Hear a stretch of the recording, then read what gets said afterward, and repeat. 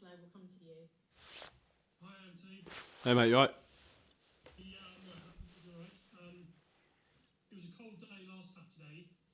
It's standing hot on the wing. It's going to be even colder this weekend. Um, have you got plans to get?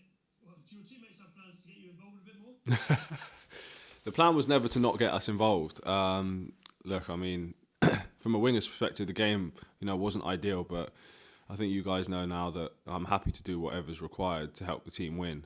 So my frustration with the game was more because of the result as opposed to, me not touching the ball.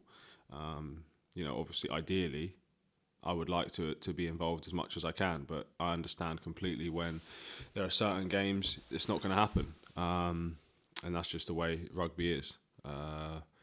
And this week there's been a lot of focus on shifting a little bit of mindset and stuff like that, and trying to exploit space a little bit better. But I trust those guys with my whole heart inside me, George, Owen, whoever it is, to make the right decision whether to kick or run.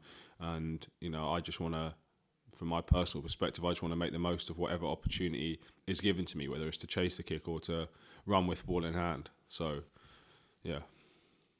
Yeah, sure. I mean, there were so many other areas that obviously didn't work as well that you have no control over. The set piece didn't work, or all those areas on Saturday. But that mindset you're talking about, trying to use space a bit more, can you just expand on that a bit? It's obviously something that you're always trying to do, presumably. Yeah, it was just, I guess it was a little bit more individual responsibility. Those guys on the outside taking a little bit more ownership of helping the guys on the inside when we see space, to make their decision making a little bit easier.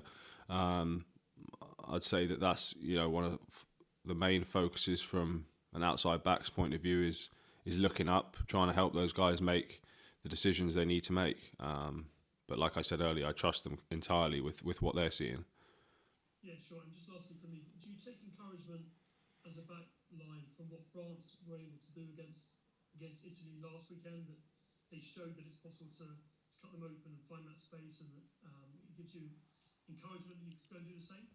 I wouldn't say it gives us encouragement. No, Italy will probably be a pretty different side this week, and we're a different side to France. We attack in a different way, so I don't really look at it and compare the two. You guys know how quickly a team can change week on week, so it's virtually impossible to say that that's the same Italy that's going to show up. Thank you very much. Cheers, Alex.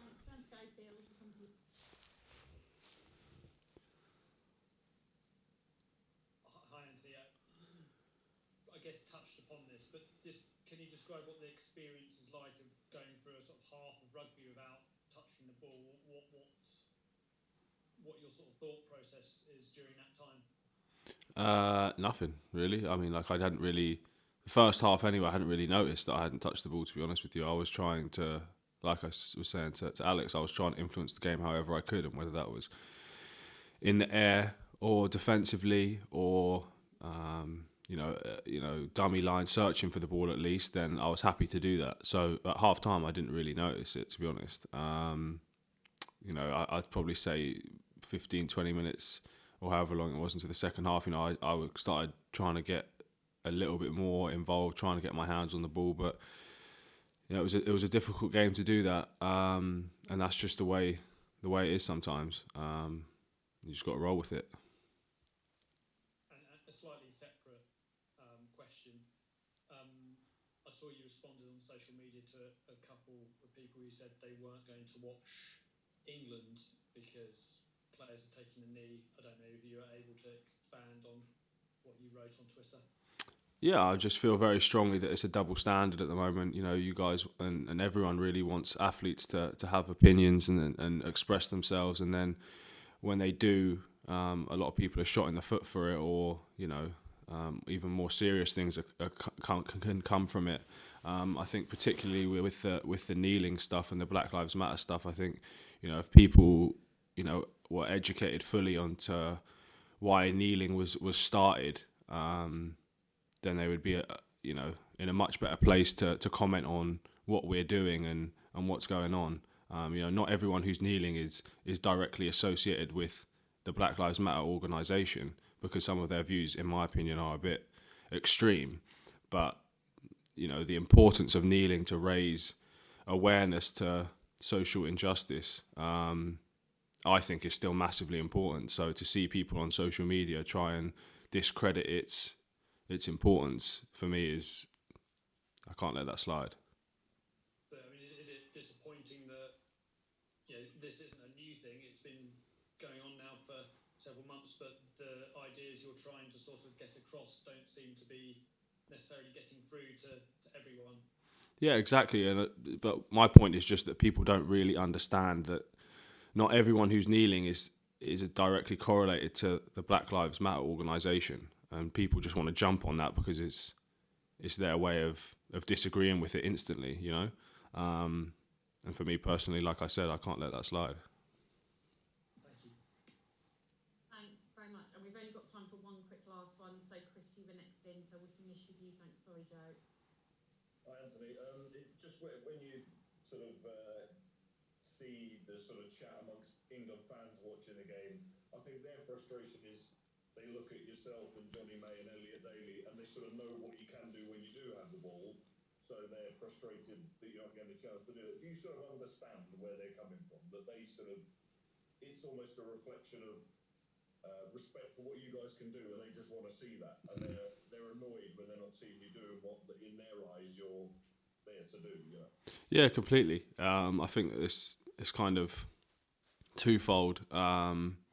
Firstly, I would take individual responsibility in not communicating as well as I can be, or not looking for the ball as much as I can be. That's the first place that I would look before I said anything about the game plan or anything about how much we're kicking or anything, because like I said, I trust Owen and I trust George and I trust Ben Youngs with everything that I've got. So I'd say that's the main point, but also there's a time and a place for that type of rugby, and sometimes you've got to take the option that's on, and the best option, which is to kick in behind and chase well. And with Johnny and with Elliot, you've got two guys there who are very, very quick and can put a lot of pressure on defenders, force a bad kick back, and that's when our counter attack is most lethal. So there's method to the madness, and there's method to everything that we do. It's just sometimes I don't think people fully understand why you do certain things. So those would be my 2 points to anyone who wanted to, I guess, criticise the way that we had played. But I also do understand that there was options where we could have made a different decision and ran the ball. So it's we could be here all day talking about it. Just to follow up on it very quickly and say, given that there hasn't been that sort of the running game quite so much, would you sort of reassure people who want to watch at the weekend that if the chance comes, the guys like you guys in the back three and the attacking runners England have are sort of ready to, you're sort of primed and ready to take those chances. It's not like you've sort of forgotten how to play that way. That's still instinctive in your genes about how to play. Yeah, 100%. If it's there for us to run, I can guarantee you we'll be running the ball. If it's there for me to give the ball to Johnny in space, I'm going to give him the ball, because there's not many players in the world more destructive in space than him or Elliot. So I can guarantee you that is the case. Thank you. Cheers, Chris. Thanks,